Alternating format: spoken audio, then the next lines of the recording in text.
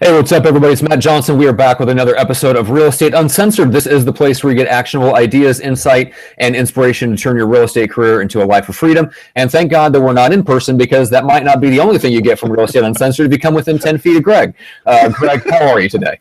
I'm a walking biochemistry lab trying to figure out what to put in my body so my body won't be putting out any more bad shit, man. It's just, I mean, I feel good. Today's the best day I've felt in a long time, but I'm up. I'm excited for Amy. She's going to be on our show today.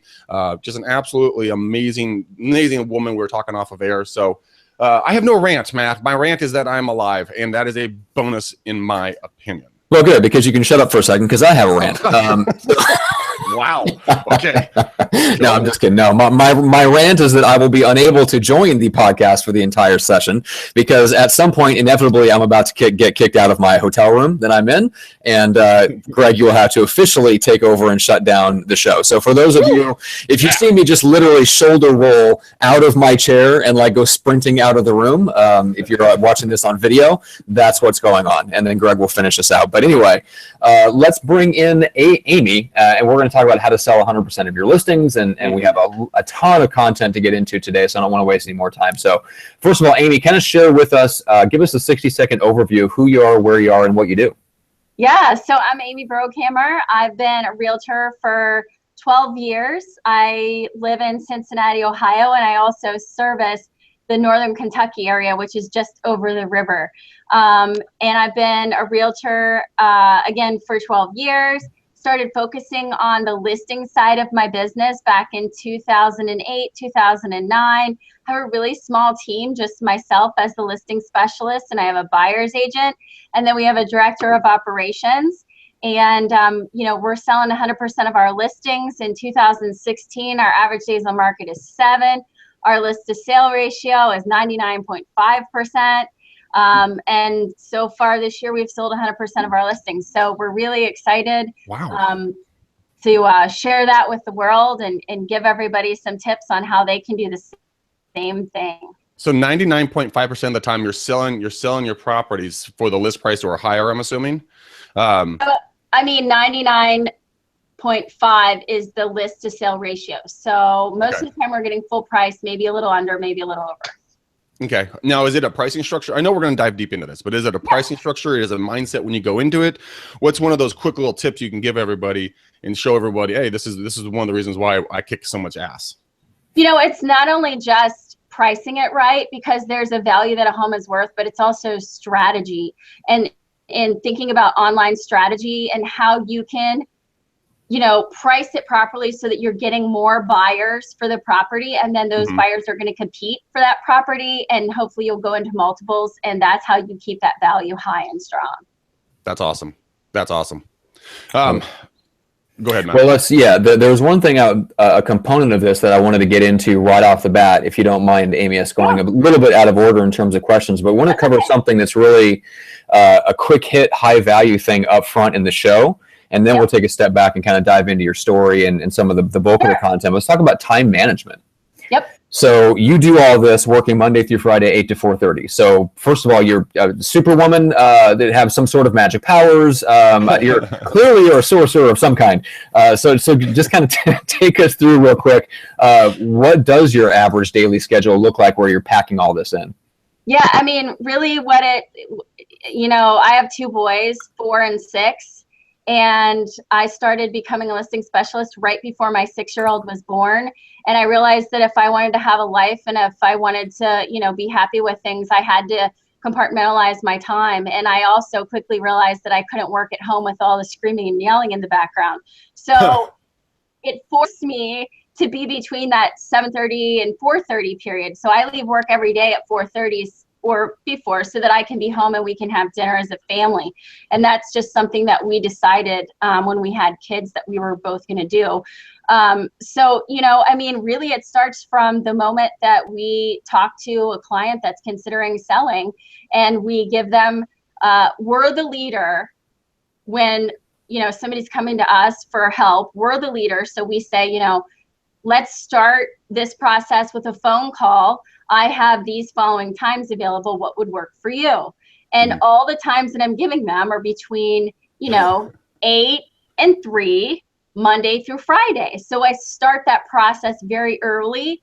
And what I find is that, you know, just refocusing in that way and giving them the times instead of saying what works for you is so much better. And it allows them to most of the time just choose one of those times. If they can't, then we talk about other options. And you know what's funny is just today alone, I had 2 meetings on video call because we couldn't get together in person. And I was able to do those meetings on video call today in my office, just like I'm talking to you. I didn't have to drive anywhere. I didn't have any drive time. Neither did they. And we still did everything within, you know, 8 to 4 o'clock. It was great. Well, you're setting standards for yourself, for your business. You're treating yourself as a professional, not as a whipping boy or whipping girl that the client can just beat you up and do whatever they want to do.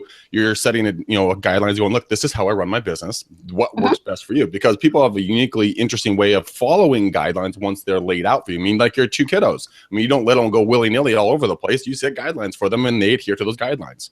And I think that more people need to do what you're doing and respect your time, respect your family time, respect your business time, you know, and put them in different categories. Don't let them all blend together all the time, because one of them is going to run over the other one at some point. And sacrificing a family life or sacrificing aspects in your business, you know, are just, you can run both very effectively. You just have to make it a priority to do so. And it seems like you've done it very well. You know, it was just out of necessity, and then understanding that I really couldn't work from home. So, it just kind of worked out that way, and people follow really well.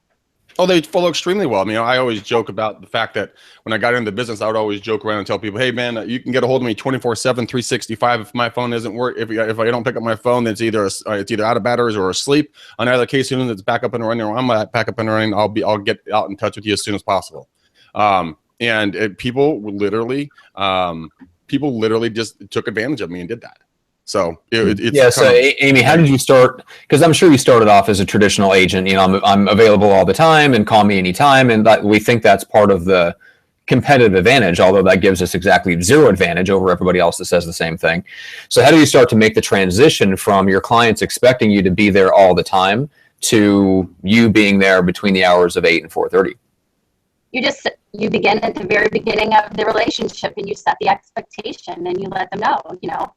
I'm in my office. I've got all my files in front of me, and I've got my team behind me. Between 8 and 5, that's the best time to reach me if you want something productive to happen.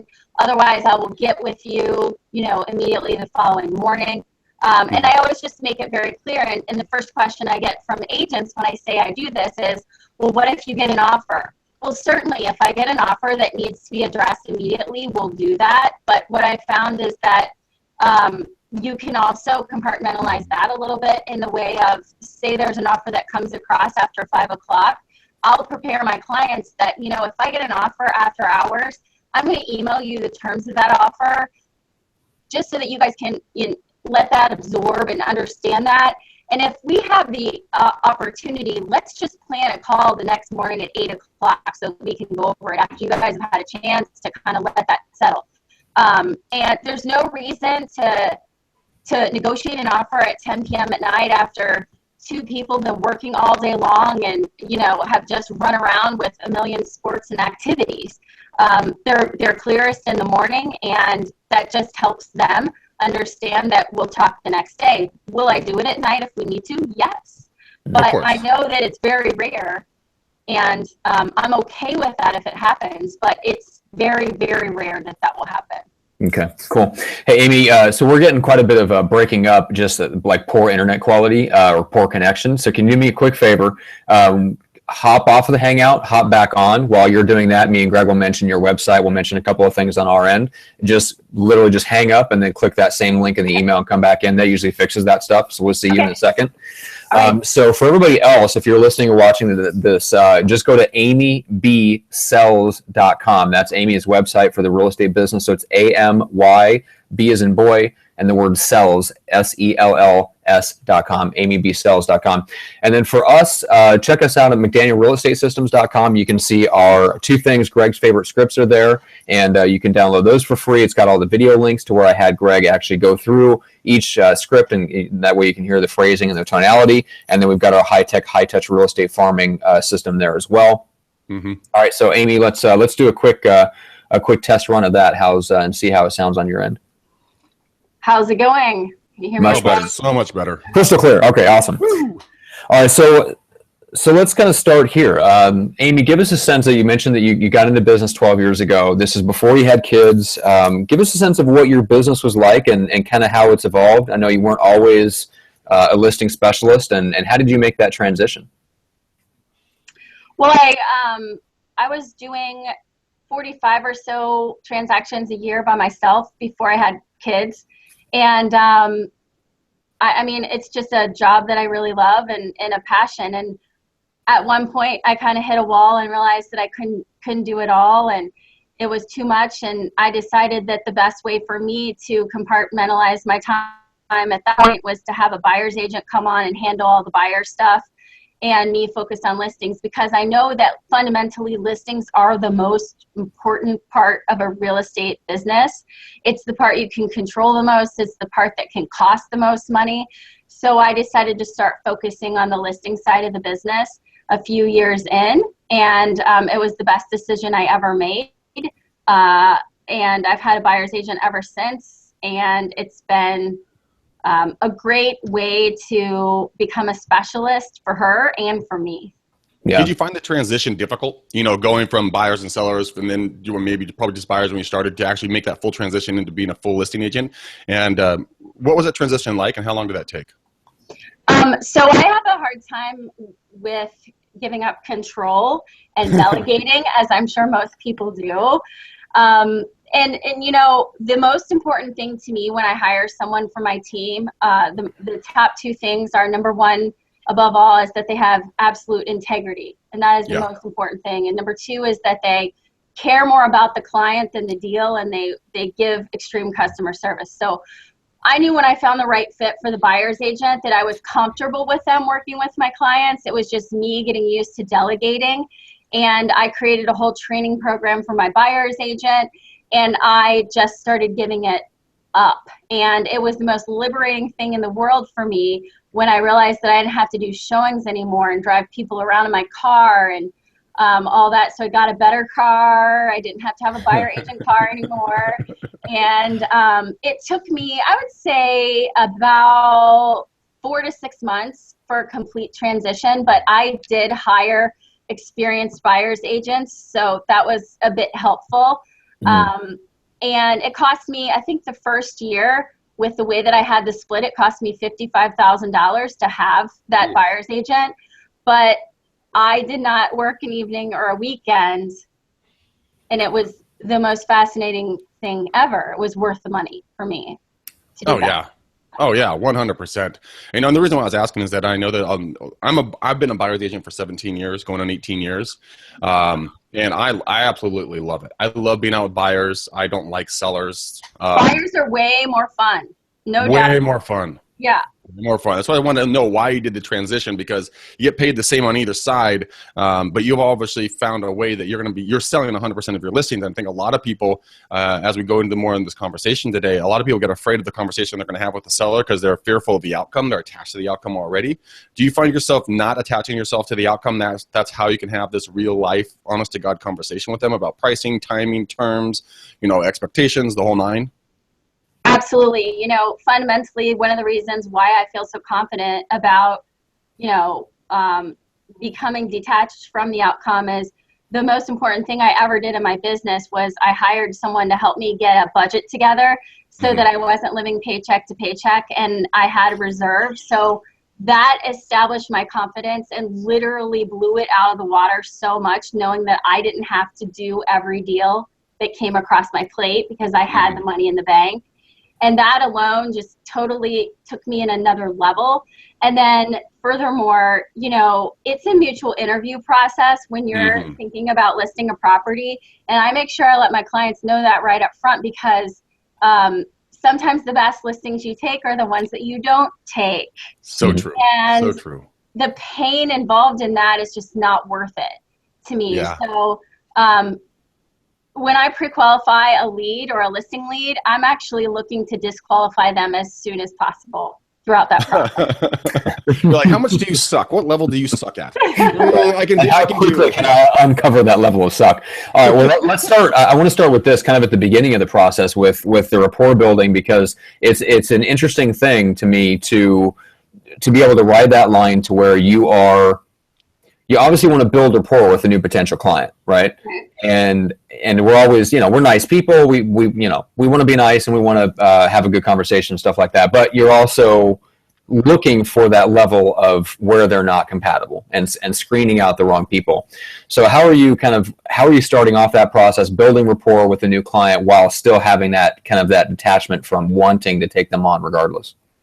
Well, I just explained to them the process that I go through. And we begin that process with a 30-minute phone call. And, I say, after this phone call, I'm going to gather some information and then we'll see if it makes sense for us to move forward from there. And then in the meantime, I'm sending them kind of like an introduction package of emails, 3 or 5 emails and videos that are going to start to establish that rapport with them. Because most of the time I'm only doing that 30-minute call with one of the 2 people that are involved in the decision making. So when I'm able to give like my pre-listing package on video, they're both going to be able to see the information and sort of create a connection with me before I ever even meet them. So Amy, are you doing any live video yet, like live Facebook Lives, or there's another app out there called House Party where you can do live video calls, anything like that? Or are you just doing standard static emails in writing, in the text? For the introduction package? Mm-hmm. Yeah, it's all email, video, email, 5 video email. Is it BombBomb? Are you using BombBomb for that? I'm currently using BombBomb. There's a couple of other things that I can be using too. But yes, BombBomb, I do live feeds and stuff like that, but that's not as a part of this listing process that I'm doing. Okay, I was just curious about it. We're heading towards video a lot more, and we're starting to pushing it even more towards doing Facebook messengers, like little 15-second little clips, little intros. Putting those together. So I'm just curious. I know that you're very, very cutting edge, so I just wanted to kind of throw that out there. Video is a magic thing because it builds rapport so quickly. It creates trust so quickly. So few people are using it that it's completely a game changer. It's setting agents apart when they're using it. And I have no concerns whatsoever about competing against other agents because I know that I'm building such a stronger connection by using video so quickly that sometimes they're just not even interviewing the other agent. You're a real estate gangster right there. Yeah, that's awesome. Eliminating the competition. I love it. All right, so Al Capone of real estate, just eliminating all your competition and just dominating the marketplace. You're bootlegging all over the place. All right, so take us through what. So this is interesting because I think you've got 2 camps out there. You've got people that they really just want to set the appointment. They want to get in the house, and their goal is to get in the house and leave the house with listing paperwork signed in hand. Then you've got people like Greg that break up their listing process into a couple of steps. They'll go out, they'll meet with the sellers, then come back, do a CMA, and do more of an official presentation. So they'll break it up into 2 in-person meetings. It sounds like you've taken that first in-person meeting that Greg would normally do, that exploratory thing, and maybe combined it with some of like Mike Ferry pre-qualification and turn that into a call. Now, is this always a phone call? Is it video call? Are you pushing for one thing over another? And what does that conversation look like between you and the seller? That's a lot of questions right there. So, well, just give us the outline of what it looks like. The first thing we do is this 30-minute phone call where I'm trying to disqualify them essentially and really understand if this is a listing I want to take. I understand the mentality that you want to get in there and get the listing signed, but I don't know that I want the listing because I don't want to waste a bunch of time and money or my team's time and money and not be able to get the deal done because I wasn't asking the right questions like what's the balance on your mortgage? you know, who's involved in the decision making, all those kinds of things. So really, what I found through this process is even people that are expired callers or for sale by owner callers are winning with this process that I'm using, because the questions they're asking in this pre-qualification are setting them apart from the other agents, because they're very in-depth and they're thorough. And then once they do a or this, you know, pre-listing package or this intro package, you know, if you're an expired and you're setting appointments with agents that are calling you while they're prospecting, and you set an appointment with me, and then I follow up with starting to drip you a couple of emails and videos about how I know what I'm talking about, then they're going to create a connection to me faster and more than anyone else. And if I give them the information that they need initially to realize that I'm the right agent for them, they may cancel their other appointments entirely and be like, I don't need to do these. This girl already has told me what I need to know to move forward. Exactly. Unfortunately, your audio is going out on us again. But what I want to ask you really quickly is, how many times have you refused a listing appointment and you said, look, you're just a gigantic dick, I don't want to work with you, end of story. You're going to be critical of every move I make, you're going to be judgmental on every decision I do to benefit you. And how many times have you walked away from people that are just not worth your time? I want an exact number. I want an exact number.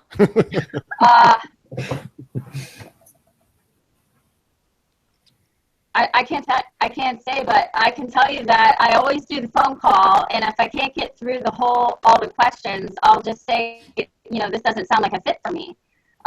You know, I don't want to take your listing because, you know, I can't meet your expectations. You have very high expectations, and what I found when I do that is sometimes they're like, what? Excuse me?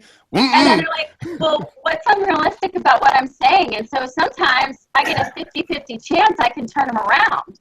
Yeah, and get them to start paying attention to me instead of trying to act like I'm an order taker or something. I don't do real well with that mentality.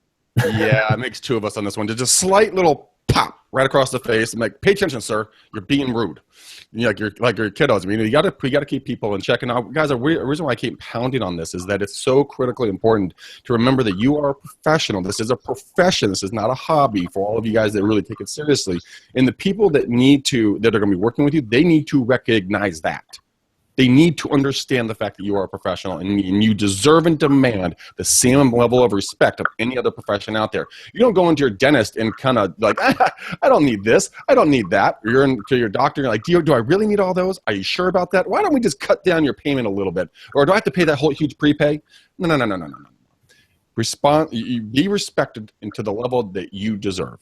And Amy, you are just straight up gangster, and you will tell people that it's not a good fit, and you'll go on your merry way, and you'll be thanking yourself a million times over. We've done that a few times as well, and I was kidding with you about the exact number, but I've told people, look, I'm not the right fit for you. And then I refer them to the agent I hate the most. I'm like, go work with this agent. You'll love them. Yeah.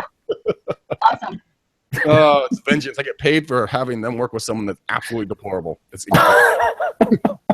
All right, Amy, you want to do us a quick favor and hop off and hop on again, and we'll fill a second. But there's an issue, I think, with the audio coming in from her camera, unfortunately, or something. Yeah, and that's why I encourage everyone to show up with just a pair of earbuds, because a lot of times it'll eliminate stuff like that. But what I like about what Amy is doing, and we should all do this, I think, as service providers, is Amy has a system for delivering a specific result. And she went over her stats in the beginning, right? So there's a reason that she produces the result that she does. And it's because you get the right clients in on the front side, you plug them into the right system, and the right client with the right system gets you the right result. And it's very, very, very hard it's junk in, junk out, right, Amy? I mean, if you put the wrong client into the right system, you're going to get bad results because it's not built for them. You know? I really think it's if you prepare them in advance and you tell them what's going to happen, most of the time they'll follow along with it.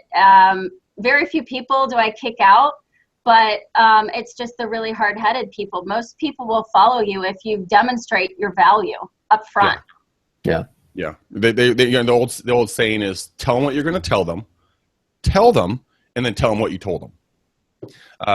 And it's a very simple way. As long as they know the path and everything else, they will follow you on that journey. But well, let's talk about the journey. And the system that you're putting in place for your ideal listing client.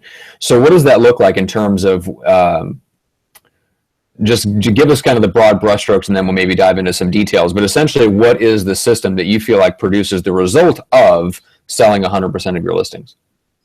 Well, I actually have a image of a process that I use, and Nice. The process is 21 steps, and it starts with the lead, and it goes all the way to the closing. And I give my clients a copy of it so they know where we're at in the process, and they understand that this is a legitimate process that's been well thought out over many years. It's not like I'm just flying by the seat of my pants because I just got done early at the mall and I'm looking for something to do. So, it's legitimate and it's proven over and over. And I tell people, if we skip a part of this process, I cannot guarantee you the results that I can otherwise. So, it's about pre-qualifying the client to make sure that they're a fit with you. Then it's about building your value to them so that they see that you're valuable. Then you're doing your pricing analysis, and they're a part of that, because when they're a part of that, they believe in it even more, and they engage in it even more, and they follow what you're saying. So we do some different reports for pricing that literally blow our clients away, and they really understand the value at that point. And what we do is what I call a pricing and strategy meeting, which is different than a listing appointment, because what we were talking about, Greg, is I get all the dog and pony shit out of the way with the 5 video emails. And we're not talking about the marketing and all of that. When we sit down at the pricing and strategy meeting, we're talking price, we're talking strategy, we're talking what it's going to take to get it sold. It's all about them. It's about their house and their needs and, their neighborhood. And it's completely setting us apart when the other agents are going and they're talking about their marketing plan and how great their company is. That's all out of the way. We're able to get down to business in terms of what we're going to list it at, what they're going to do to the property to get it ready. And once they agree to work with me from there, we'll sign a contract, and then I'll send out my stager. We'll probably do a pre-inspection on the property just to make sure we're not going to get any surprises. And then from there, once the house is ready, we're putting it on the market, and we should probably have a couple of offers, be able to choose the one with the best financing and move forward. Yeah, you operate very, very similar to how we operate as well. I go in there with the mindset of this is already my listing. I mean, this is already mine, and it's yours. Yeah, and I speak to them as if we are already working together. I'm like, as we move through the process, guys, as a team, we'll bring this together as a one unit, blah, blah, blah, blah, blah. Using those small little verbiage twists has been very, very, very, very impactful. Now, do I get them all? No, of course. There'll be snafus, or I'll just be an agent, and I'll totally forget to call the people back, which I just did the other day. It so sucked. But you know what? They were going to be very, very challenging clients. These are people, Amy, you and I probably would have made a decision going, these are probably not the type of people that we want to work with. I mean, the chick, dude, that girl has some miles on her, okay? And she's like, oh, yeah, I think I met your dad down at Minar's, which is like this local shit bar. And I'm like, my dad doesn't even know where Minar's is. But I don't think that's going to be the case. And the guy was so worried about like the financing and the money and getting all the money out of it that we would never have done everything right for that couple. So in essence, I kind of eliminated them without really calling them. I broke up with them without even having to talk to them. You broke up with them because you forgot they existed. That's one way to do it.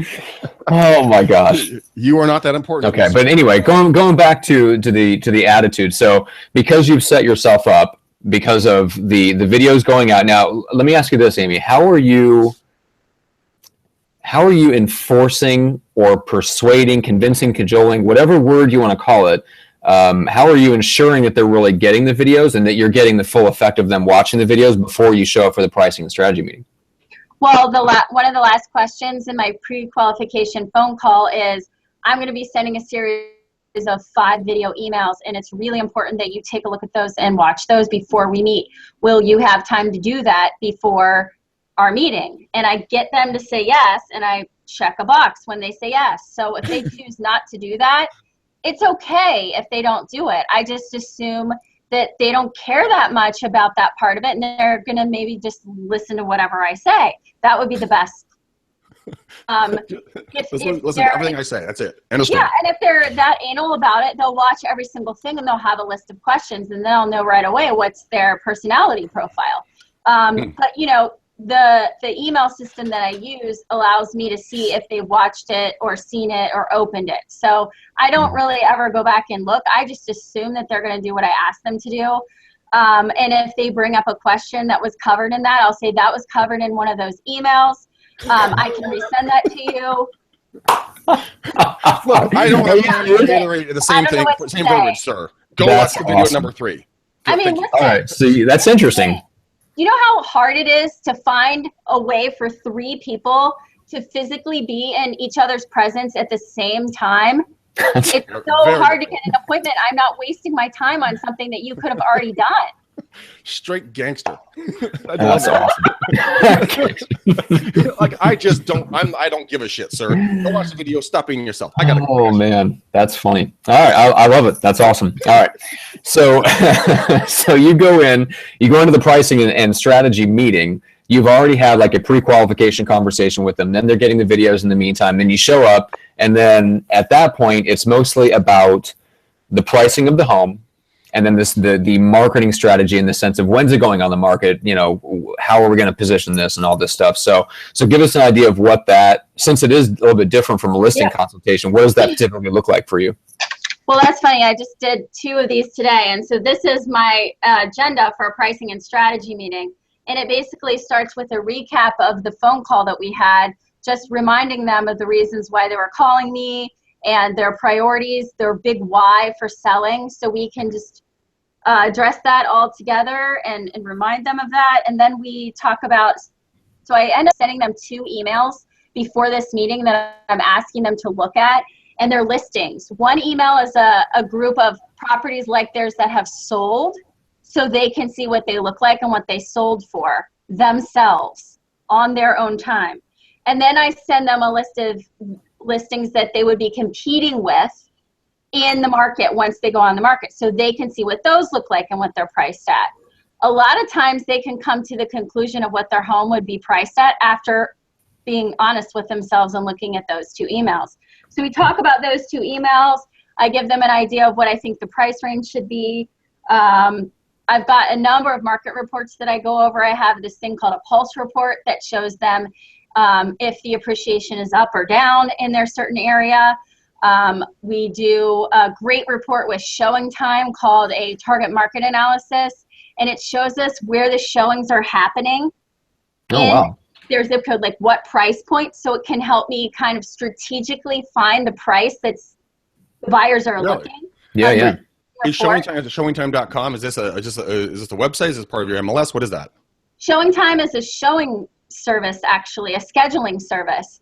And our MLS uses it to do all of our MLS's showings, scheduling the showings. And so because we have that data, we can go in and say, show me all the showings that are happening between 200,000 and 300,000 in this certain zip code, and I can show you where the most activity is.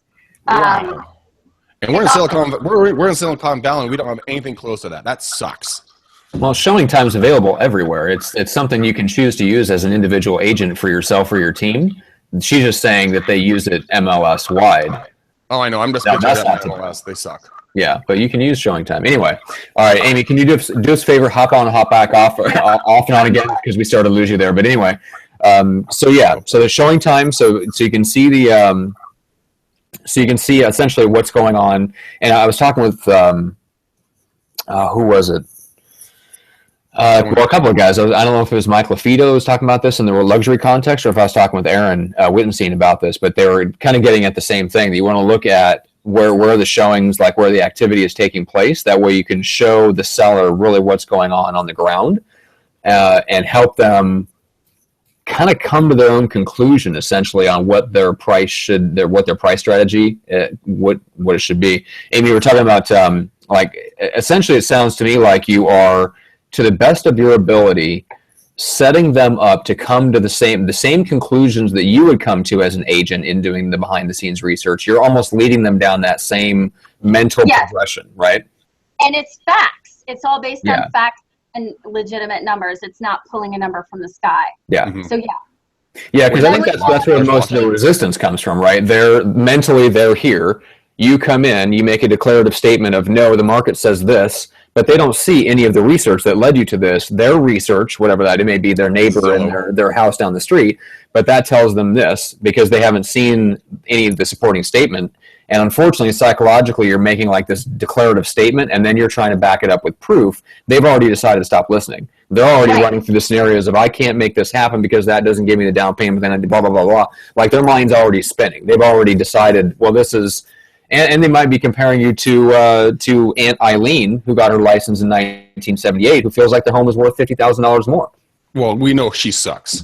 So, she does. That's right. Horrible woman. Yeah, and the jangly necklaces, they're just too much. I mean, they're just too much. Anyway, yeah. So I mean, it sounds like you're leading them down, and you're giving them the facts of exactly the same research that you'd use to come to that same conclusion. Yeah, and again, I hate to keep going back to the pre-qualification, but that's when I'm asking them, what is your expectation realistically of what the house will sell for? What are you basing that number on? So I'm able to do that research between that time and when we meet so that I can either validate or negate that right in front of them, and we can move forward from there. So understanding what their preconceived notions are beforehand. And then, you mentioned something else, like the guy's thinking in his head, well, I need this much in order to have my down payment. Well, that's another thing that I ask in the pre-qualification is, how much cash do you have to complete your entire real estate transaction? That means selling your house, getting it prepared for market, and making a down payment on the new house. Just tell me how much money you're working with, and then I'll show you the different options that you have in order to make this work. Because most of the time, as is a benefit with being a listing-focused business, if you get a listing, you probably also have a buyer as a result. So we're putting kind of the puzzle together for them at that pricing and strategy meeting, saying, yes, you're not going to get exactly what you thought you were on the house to take with your down payment, but let me show you how we can still make this work. And we actually get our lender involved before this pricing and strategy meeting so that they're very aware of their financing options. It's like a 5% down, no MI option, and we can show them that they can still do it even though they don't have 20. So we're really kind of putting the entire package together for them and moving forward. It's rare that we don't get an opportunity that we want. Amy, I got a call yesterday from a guy that I've been following up with for, God knows how long. A guy named Joshua Smith. And no, not the Joshua Smith you're thinking of, Matt. A different guy who actually lives in my area. And he's like, hey, Greg, I talked to you a long time ago about buying and selling real estate. I want to have you come on out, give me a listing, give me an evaluation on my home, help us sell it and help us buy another property. I'm like, okay, I need to be sick more often. This is fantastic. I get leads while I'm sleeping, watching Hawaii 5-0. Okay. I know, but the first thing I did is I got Joshua in touch with my lender yesterday and getting that process going so he can understand his options. It makes people feel comfortable. They don't feel, because buying and selling real estate is stressful shit. Marriages and real estate, man, that shit will stress you out one way or the other. And if you can eliminate the fear factor, so Mr. or Mrs., whoever's the biggest, freak out of the couple, they can have that comfort zone. They can be in that the comfort nest. Yeah. The more educated they can be, the better it is to move forward. Exactly. And I'm glad to hear that other people out there are doing this, because guys, everyone who's listening to this live and people listening to this on the replay, give this a run. It not only does it streamline for you, but also streamlines for them and eliminates stress, fear, and worry, which then ultimately, if one little hiccup goes wrong, all of a sudden you're the Antichrist. And, because you didn't plan better or whatever fucking excuse they're going to give you, at least you can say, well, this is the plan we were going on. Did something shift or change that I was unaware of? Because who knows? Maybe there was a medical emergency and Aunt Eileen needed a new hip. Who knows? Yeah. Bitch strikes again. Damn it. All right. Well, let's in the minutes that we have left, I wanted to talk about one last thing in terms of the, so we've talked about like the system and the strategy that you have for taking on the right clients, getting their expectations set right. That's all internally between you and the client and your business. Now let's talk about how you set yourself apart externally to the consumer. What are some of the different strategies, or maybe just 1 to 2 key strategies that you use that set yourself apart in terms of how you actually market the home? Well, that's a great question, and I'm glad you asked, because here's my answer. When you price it right and you prepare it for market, there's very little marketing that needs to happen other than great photos and a great virtual tour. Mm-hmm. Cool. Well, a lot of times when you sell your home that quickly, they always look at me like, why am I paying you 6%? What did you do? You're like, I did my job, asshole. But a lot of well, and that's the thing is that are you leading them through what's the process look like then for the preparation? Like just how in depth is that preparation process? Mm-hmm. Well, the minute that they legally agree to work with me and sign a contract, I require that we bring my stager out, and I pay for that, because I know that that's fundamentally the most important way to make sure that the house is prepared and presented the right way. So I take on that expense for them. We get them a room-by-room report, which is what they want anyway. And once they get that list of things done, and then, should we be doing a pre-inspection and handling some repairs there? Once those are completed, we have a product that we're going to photograph endlessly and put a virtual tour out there. And that is going to be our marketing right there. Any repairs that were done, any upgrades that were done are going to be noted, and all the pictures are going to be there. And it's going to look better than any other listing that the other buyers are looking at. And hopefully it will bring more than one offer so that we can choose the one with the best financing. It's funny that a lot of the times that you're so true. I mean, if you have good photos, that could literally be the difference if you're going to sell the home in 1 weekend or if you're going to sell it in 2 months. Because it gets its first showing online. Quick side note, I was looking at a property in a city called Concord the other day. Quite possibly one of the worst list photos I've ever seen of a property. Let me lay it out for you. We're in a bathroom. You see the toilet with the seat up. Then you're looking around, and you're like, well, what's going on? Oh, it's a huge cat litter box right next to the toilet. Then wait, what? Oh, they're storing food. They had food in the bathroom. Ew. Like olives and like snackables. But then it gets worse. Then there is a frying pan on a hot plate on the sink. And I'm like, oh my God. And we wonder why it's been on the market for 135 days. I don't know. It's such a mystery. Unbelievable. So, I know that your houses would never have that, Amy. Wow. Well, I to me, Greg, that sounds like a quaint, self-contained mother-in-law apartment within that house. Because it sounds to me like somebody's just living in there, and then like the bathtub converts into like a bed. Yeah, we're in the bathtub. Yeah, everything is just taking place in that one single 8x8 square of that house. But anyway, that is hilarious. So I was out here. I'm out here meeting with a couple of guys. One of them is Mike LaFido, who's been on the show before. He's a luxury agent here in Chicago, and when he has a great before and after story, he actually turns it into its own spiral-bound brochure, where he takes the pictures that were on the MLS from before he listed it, compared and contrasted directly with the exact same shot. He'll take it from the same angle. Awesome. Right? Yeah. And then so he brings in his professional stager, professional lighting kit, the whole 9 yards, and literally will show it and take it from the same angle. Amazing shot. You can see it affects their depth perception. The rooms look bigger. They're brightly lit. They're staged if they weren't staged the first time. And so when he goes to a listing appointment, he'll bring like a stack of these. Like he threw 3 or 4 of them at me just last night, just because he dug them out of his trunk. So I don't know how many he's got, but anyway.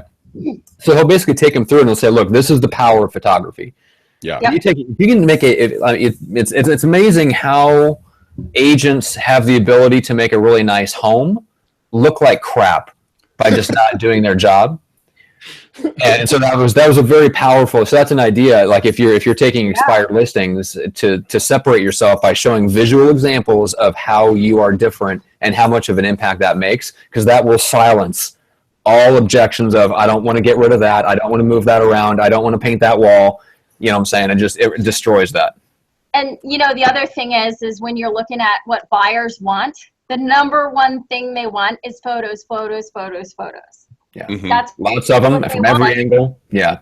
anything you can do. So the photos are the most important. I haven't made a feature sheet